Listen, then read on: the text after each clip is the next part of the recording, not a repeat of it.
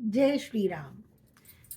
पिछले कुछ वीडियोस में हमने एकादशी के बारे में जाना, फिर हमने अक्षत के बारे में जाना।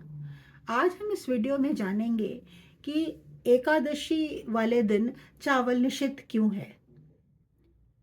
इसमें धार्मिक कारण तो है ही, परंतु ये शुद्ध विज्ञान भी है और स्वास्थ्य के लिए अच्छा है।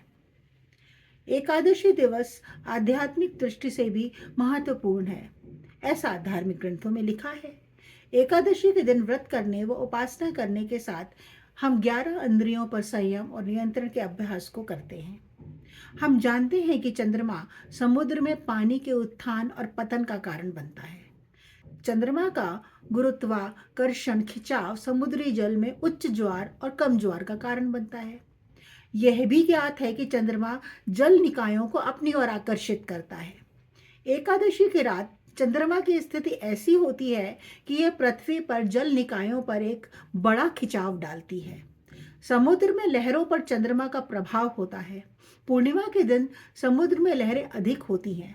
विशेष रूप से वैक्सिंग चंद्रमा के साथ जल निकायों पर चंद्रमा का गुरुत्वाकर्षण खिंचाव बढ़ता रहता है, क्योंकि मानव शरीर में 70% पानी है।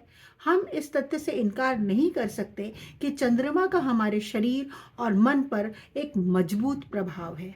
इसलिए यदि हम पूर्णिमा से 3 दिन पहले अर्थात एकादशी को उपवास करते हैं तो पूर्णिमा के दिन हमें कोई समस्या नहीं होगी। यह वह दिन है जिस दिन चंद्रमा जल निकायों को सबसे अधिक आकर्षित करता है। लेकिन अगर हम उपवास नहीं कर सकते तो हमें चावल खाने से बचना चाहिए, क्योंकि चावल एक ऐसा भोजन है जो पानी को बरकरार रखता है।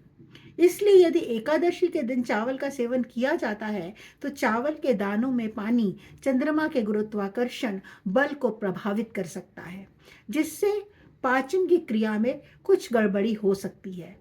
इसलिए किसी भी प्रकार के पाचन विकार से बचने के लिए हिंदू धर्म के संस्थापकों द्वारा एकादशी पर चावल का सेवन करना निषिद्ध है। एकादशी पर चावल न खाने से संबंधित मेधा ऋषि के संबंध में एक कथा भी बहुत ज्यादा प्रचलित है। माता शक्ति के क्रोध से बचने के लिए महर्षि मेधा ने अपने शरीर का त्याग कर दिया था। इसके बाद उनके शरीर का अंश धरती माता के अंदर समा गया।